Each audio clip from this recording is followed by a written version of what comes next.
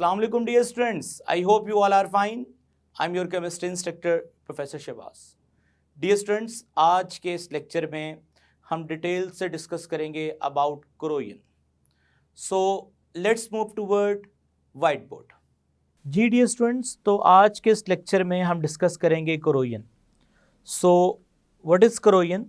Any process of chemical decay of metal due to the action of surrounding medium is called corrosion. अगर आप आसान अल्फाज में समझना चाहते हैं तो फ़र्ज़ करें लोहा अगर आप खुली हवा में रख दें और हवा में अगर नमी हो तो आप क्या नोटिस करेंगे कि उसको जंग लगता है, रस्टिंग का प्रोसेस शुरू हो जाता है. सो इस रस्टिंग के प्रोसेस को हम कोरोजन की मदद से समझ सकते हैं. सो केमिकल डिके ऑफ मेटल का मतलब यही है कि मेटल का डिके होना, ख़राब होना, specifically action of surrounding medium. ठीक है स्टूडेंट्स, मिसाल के तौर पे आपको स्क्रीन पे ख़राब लोहा यानी जंग लगा हुआ लोहा नज़र आ रहा है. अब चलते हैं आगे.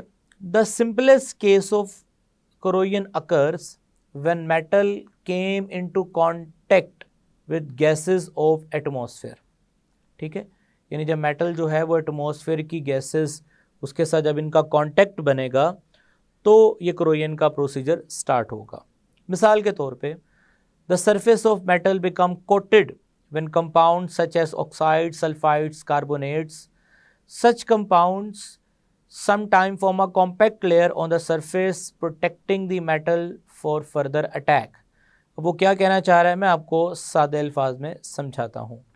लेट्स से हमारे पास एक मेटल का पीस है और उस मेटल के पीस को हम इस तरह से ये प्रेजेंट कर रहे हैं. ये मेटल का एक छोटा सा पीस है और ये ओपन एयर में पड़ा हुआ है.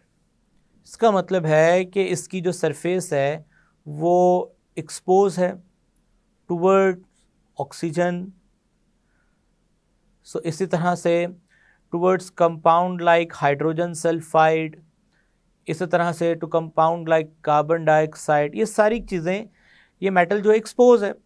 सो इसका मतलब कि मेटल ऑक्सीजन से रिएक्ट करती है तो ये मेटल का ऑक्साइड बनेगा. लाइक एल्यूमिनियम है तो एल्यूमिनियम का ऑक्साइड बनेगा. सो मैं लिखता हूँ यहाँ पे एल्यूमिनियम ऑक्साइड बनेगा. इसी तरह कार्बन डाइऑक्साइड की प्रेजेंस में कार्बोनेट बनेगा, एल्यूमिनियम कार्बोनेट बनेगा. ठीक है स्टूडेंट्स, इसी तरह सल्फाइड्स के हाइड्रोजन सल्फाइड्स की प्रेजेंस में एल्यूमिनियम सल्फाइड बनेगा. ठीक है स्टूडेंट्स, तो ये जो कंपाउंड्स हैं अब इनकी एक प्रोटेक्टिव लेयर जो कि इस मेटल के ऊपर, इस मेटल सरफेस के ऊपर वो प्रोटेक्टिव लेयर जो है वो डिपॉजिट होना शुरू हो जाएगी. ठीक है, अब ये जो प्रोटेक्टिव लेयर है जो इस मेटल के सरफेस के ऊपर डिपॉजिट हो रही है, अभी उसको फर्दर अटैक से बचाएगी क्योंकि अब इसकी प्रोटेक्शन करेगी. ठीक है स्टूडेंट्स, सो अब मेटल्स का इन गैसेस के साथ रिएक्ट करना और इन कंपाउंड्स में कन्वर्ट होना, now this is called corrosion. अब ये जो कोरोजन थी ये थी बाय गैसेस. सो अब हाइडिंग भी देख सकते हैं कि ये जो कोरोजन है ये है जी bye gases.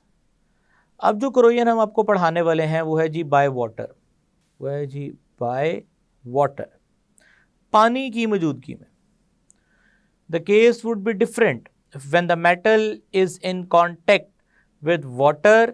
The compound formed in this case में dissolve in water allowing the corrosion to penetrate further. अगर वाटर की प्रेजेंस में होगी तो फिर जो कंपाउंड बनेंगे वो पानी में डिजोल्व होते रहेंगे और कोरोजन फर्दर पेनिट्रेट करेगी, सरफेस तक नहीं रहेगी, अंदर तक कोरोजन पेनिट्रेट कर जाएगी. सो वाटर ऑल्सो, क्योंकि आगे वो बता रहा है allowing the corrosion to penetrate further into metal beside dissolving the compound. Water also promote electrochemical process which is one of the main cause of rapid corrosion. ये आगे आपको डिटेल बताएंगे. सो स्टूडेंट्स, कोरोजन दो तरह की आपको समझ आ गई, by gases and by water. Further detail समझने के लिए हमें एक थ्योरी समझना पड़ेगी जिसका नाम है स्टूडेंट्स इलेक्ट्रोकेमिकल थ्योरी. सो उसको समझते हैं फिर हम आगे मूव करेंगे. जी स्टूडेंट्स, इलेक्ट्रोकेमिकल थ्योरी, तो पहले तो आप इसको हाईलाइट कर लें, इंपॉर्टेंट चीज़ है ये। सो इलेक्ट्रोकेमिकल थ्योरी क्या है? Pure metals are not easily corrode. याद रखिए, जो खालिस मेटल है वो इजीली करोड यानी ख़राब नहीं होगी। Even iron hardly gate corroded if absolutely pure. अगर आयरन भी प्योर है तो उसको जंग नहीं लगेगा। अब जंग क्यों लगता है? वजह क्या है? The impurities present in the metal promote corrosion. जो इम्प्योरिटीज है ना वो प्रमोट करती हैं स्टूडेंट्स किसको? कोरोजन को। To understand why impurity accelerate the corrosion of metal, क्यों इम्प्योरिटीज जो हैं वो मेटल्स में कोरोजन को एक्सेलरेट करती हैं, हम इसके लिए एग्जांपल लेंगे। Consider what happen when two different metal came in contact with one another in moist air. मसलन ये दो मेटल्स हैं लाइक कॉपर एंड एल्यूमिनियम, दोनों एक दूसरे के साथ कांटेक्ट में हैं।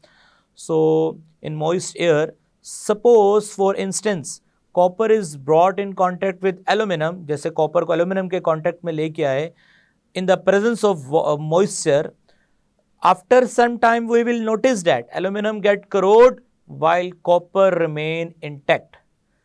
This can be explained by electrochemical theory.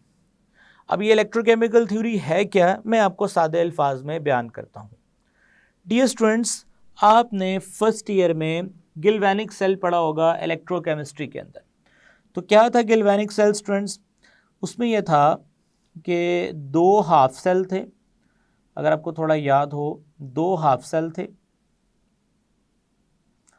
और उन दोनों को कनेक्ट किया गया था थ्रू अ सॉल्ट ब्रिज।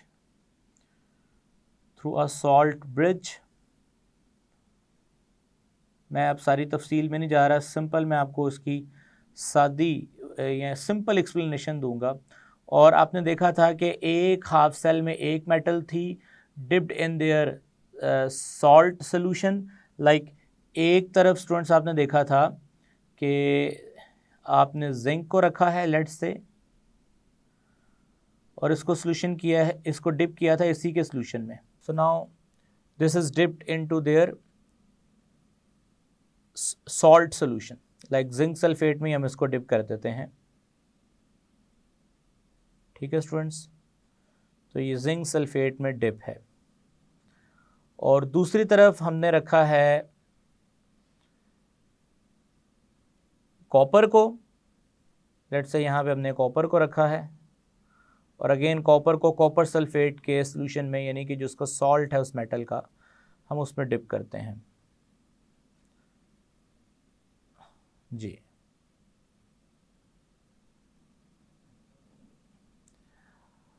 अब स्टूडेंट्स, आपने क्या नोटिस किया था कि जब आप इन दोनों मेटल्स को आपस में कनेक्ट करते हो थ्रू एन एक्सटर्नल सर्किट और आप लोड अप्लाई करते हो, तो आपने नोटिस किया था कि इस तरफ से इस तरफ करंट फ्लो करता है।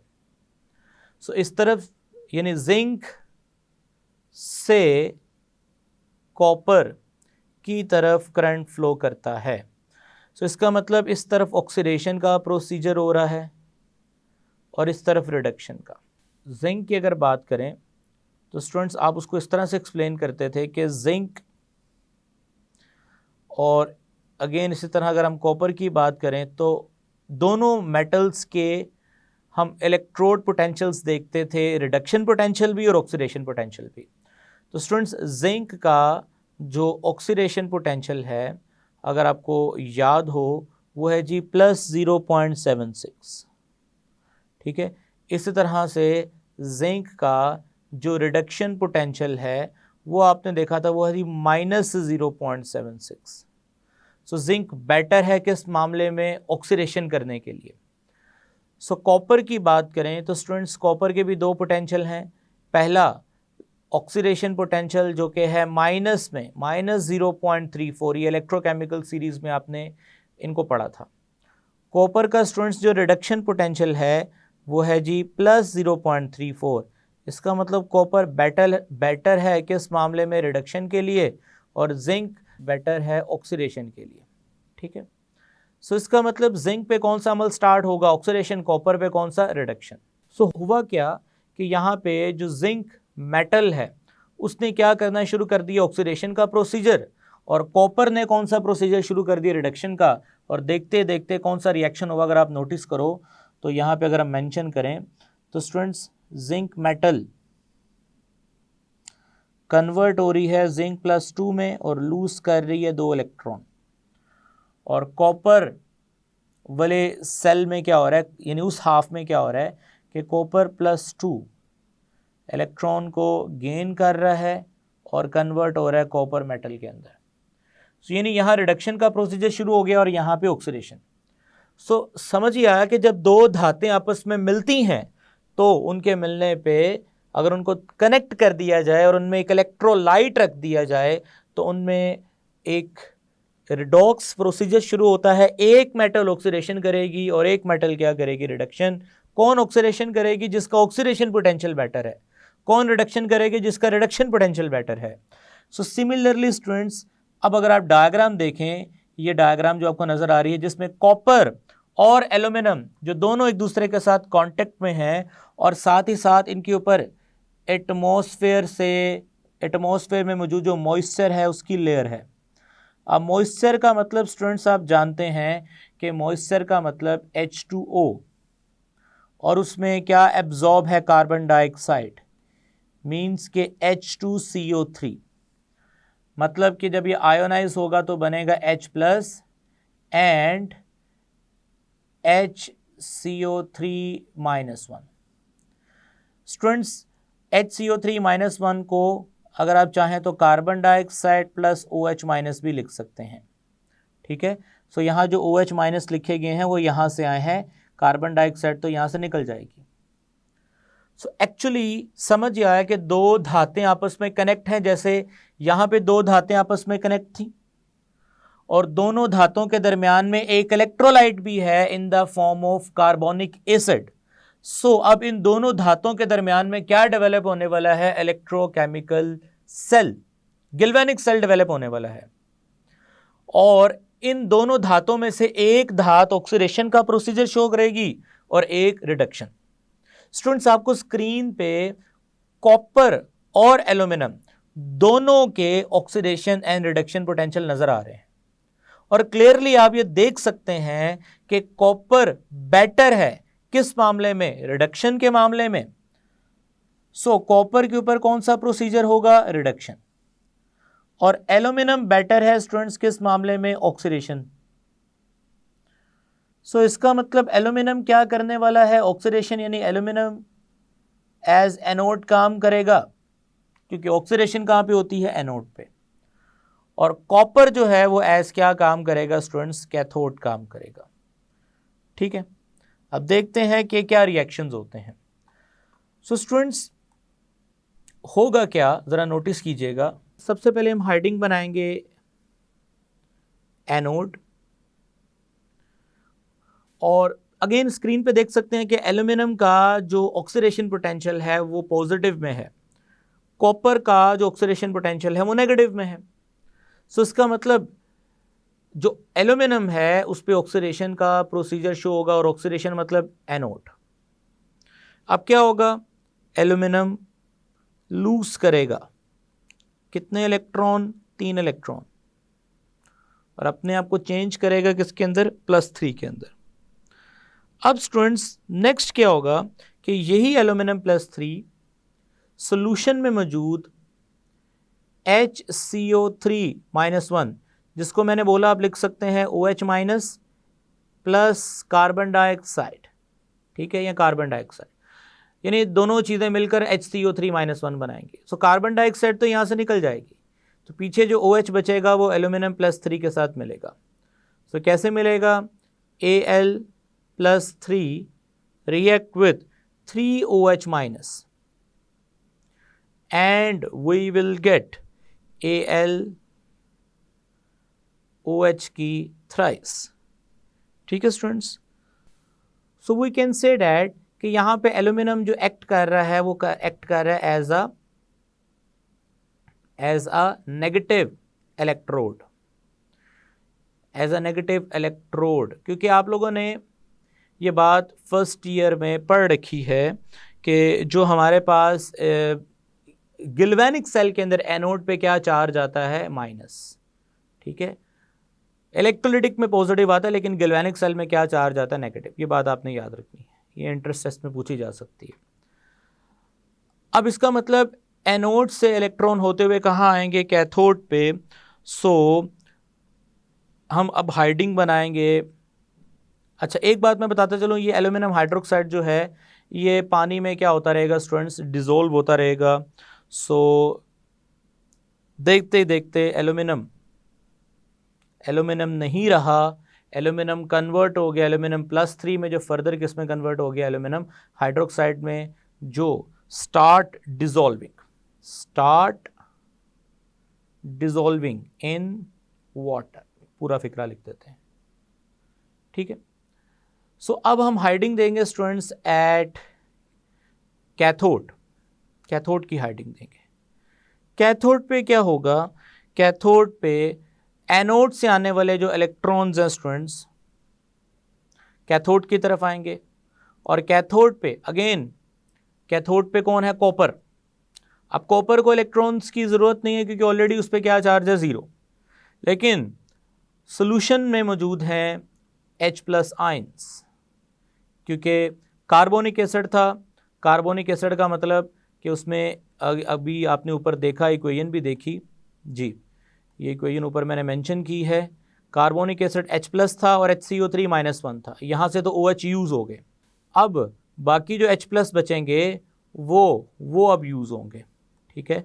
अब वो कहाँ यूज़ होंगे स्टूडेंट्स, वो जो H+ हैं वो इलेक्ट्रॉन को गेन करेंगे, और इलेक्ट्रॉन को गेन करने के बाद कौन सी गैस में कन्वर्ट हो जाएंगे, हाइड्रोजन गैस में कन्वर्ट हो जाएंगे। सो कैथोड पे क्या चार्ज आता है, इस केस में यहाँ पे हम चार्ज लिखते हैं positive. So we can say that के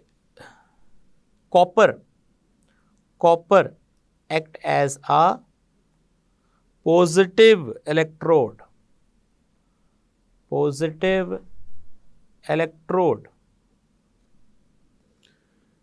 GD स्टूडेंट्स, तो आई होप कि आपको ये इलेक्ट्रोकेमिकल थ्योरी समझ आ गई है। सो इलेक्ट्रोकेमिकल थ्योरी यही है कि जब दो मेटल आपस में कांटेक्ट करेंगी इन द प्रेजेंस ऑफ इलेक्ट्रोलाइट, एक मेटल कोरोड होगी और एक मेटल सरवाइव करेगी। तो कॉपर और एल्यूमिनियम में से एल्यूमिनियम जो है वो कोरोड होगी और कॉपर जो है वो क्या करेगी स्टूडेंट, सरवाइव करेगी। So now this is electrochemical theory. और अगर एक ही मेटल होगी तो भी डेफिनेटली क्रोयन यानी कि ये जो क्रोयन यानी डिके ऑफ मेटल, जिस तरह एल्यूमिनियम नहीं रहा, एल्यूमिनियम हाइड्रोक्साइड में चेंज हो गया, जो कि आहिस्ता आहिस्ता पानी में डिसॉल्व होता रहेगा और मेटल ख़राब होती रहेगी। सो एल्यूमिनियम को कुछ नहीं हो सकता था अगर उसके साथ कॉपर ना होता। सो स्टूडेंट्स, कंक्लूजन की तरफ चलते हैं। कंक्लूजन GD स्टूडेंट्स, तो आपको स्क्रीन पे एक प्रेजेंटेशन नज़र आ रही है, तो कंक्लूजन। सो कंक्लूजन ये है, in this way aluminum corrode rapidly when in contact with copper which is lower in electrochemical series। Students first year में आपने पढ़ा था कि इलेक्ट्रोकेमिकल सीरीज, अगेन स्क्रीन पे आपको इलेक्ट्रोकेमिकल सीरीज भी नज़र आ रही है।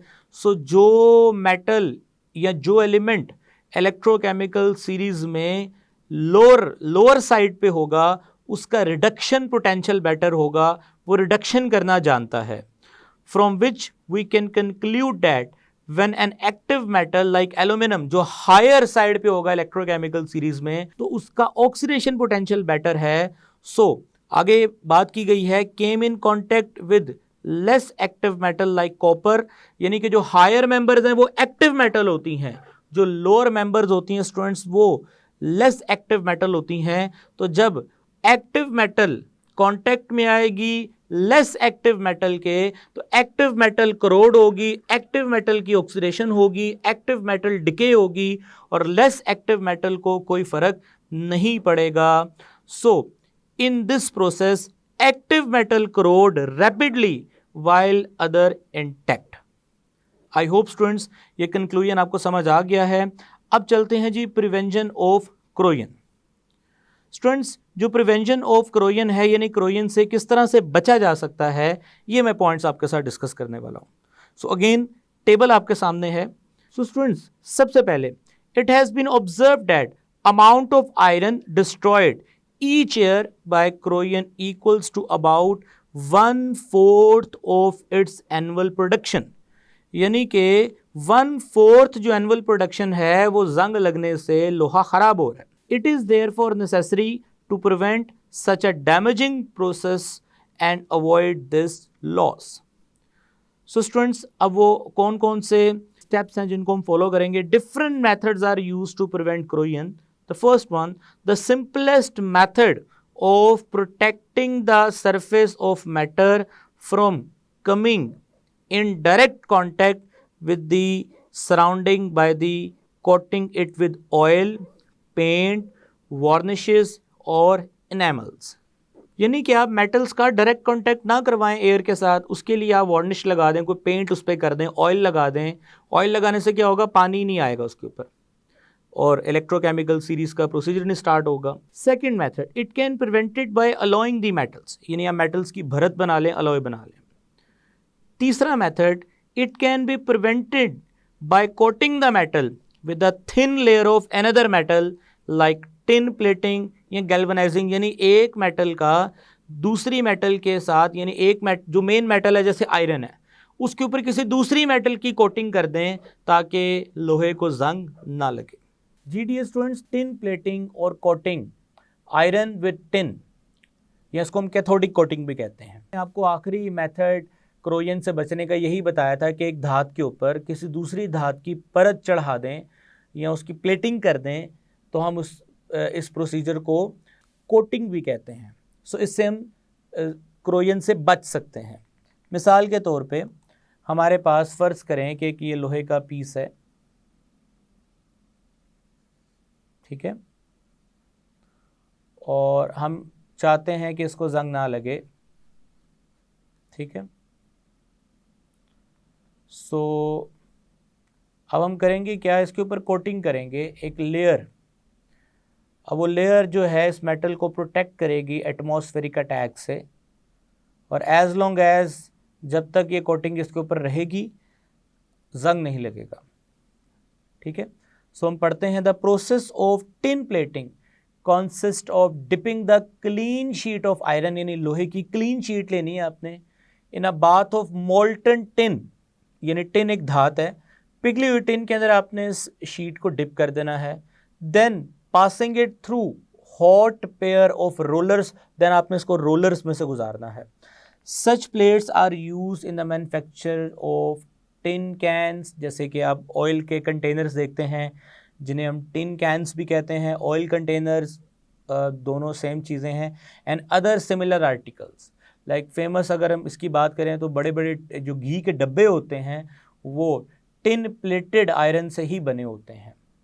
सो tin itself is a very stable and protects the metal effectively as long as its coating on the iron is intact. जब तक ये कोटिंग इंटैक्ट रहेगी कोई मसला नहीं है, लोहे को जंग नहीं लगेगा. अब यहाँ पे मैं थोड़ा इसको मज़ीद एलैबोरेट करता हूँ. सो लेट्स से स्टूडेंट्स इसको जूम करके देखते हैं तो नज़र क्या आएगा कि आयरन लोहा, उसके ऊपर एक प्रोटेक्टिव शीट है टिन की. सो लेट्स से ये आयरन है और हम इसके ऊपर बनाते हैं प्रोटेक्टिव शीट टिन की, ठीक है. ये रहा टिन.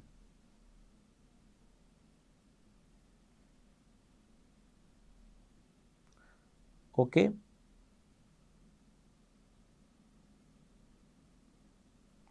सो ये रहा tin.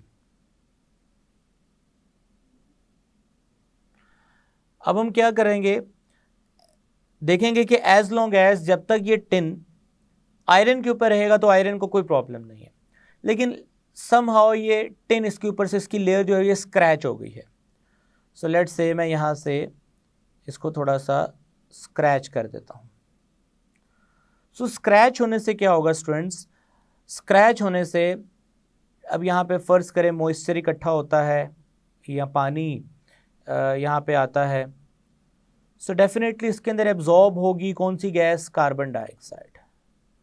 So it's mean H+ and HCO3-1 electrolyte है.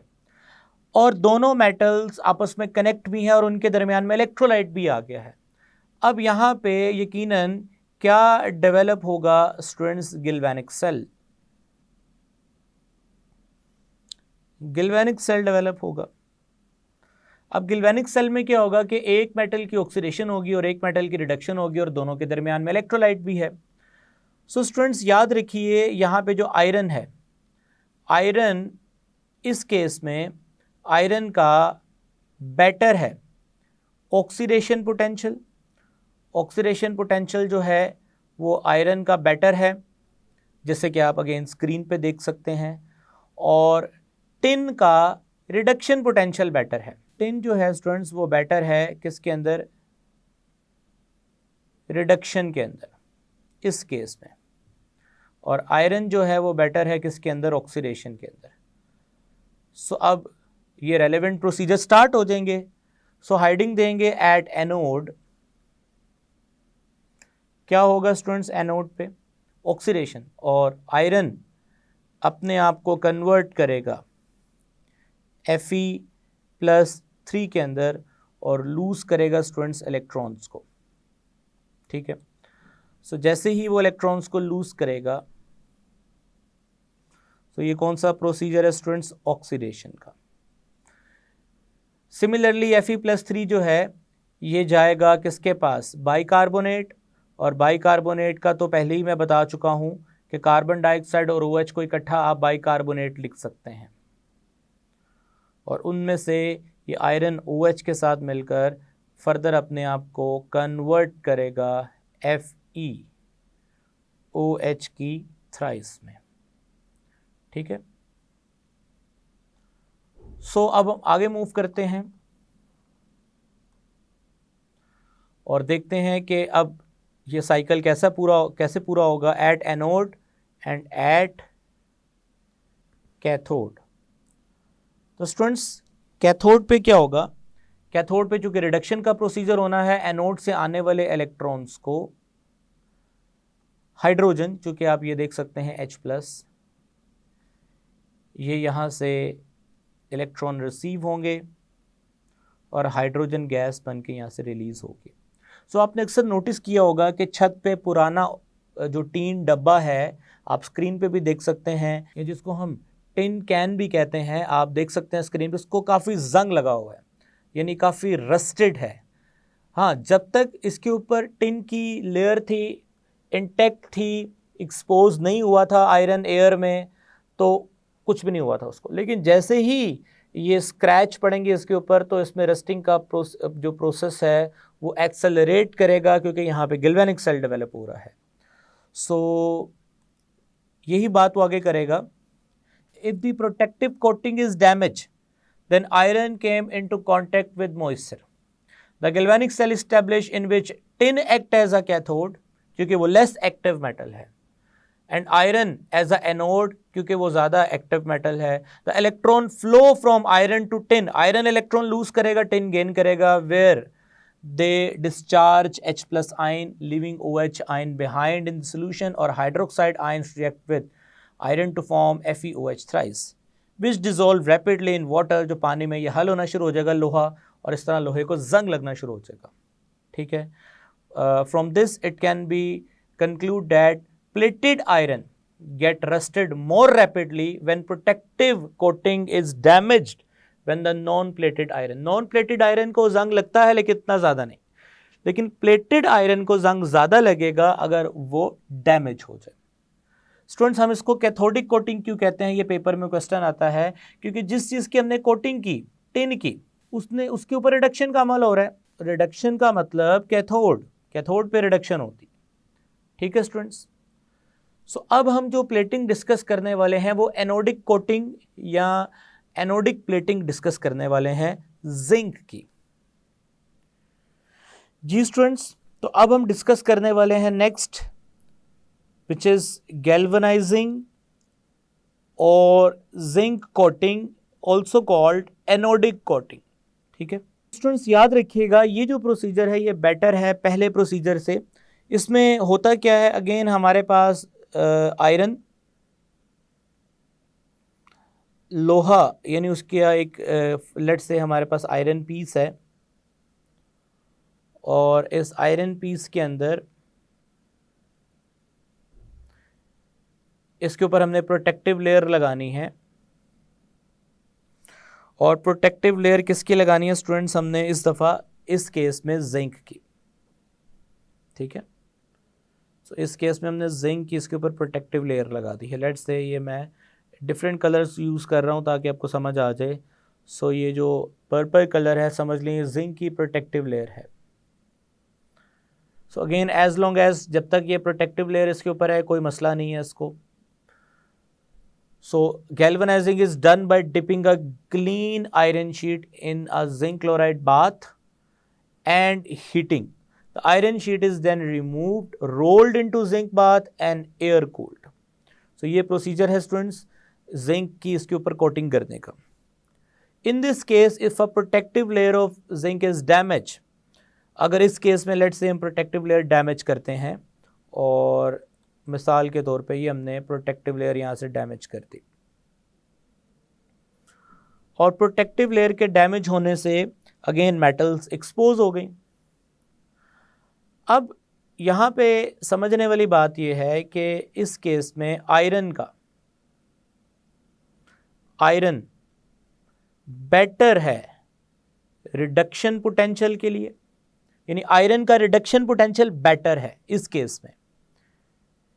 यूं समझ लो कि आयरन लोअर है जिंक से, यानी जिंक हायर मेटल है, जिंक मोर एक्टिव मेटल है एज कंपेयर टू आयरन।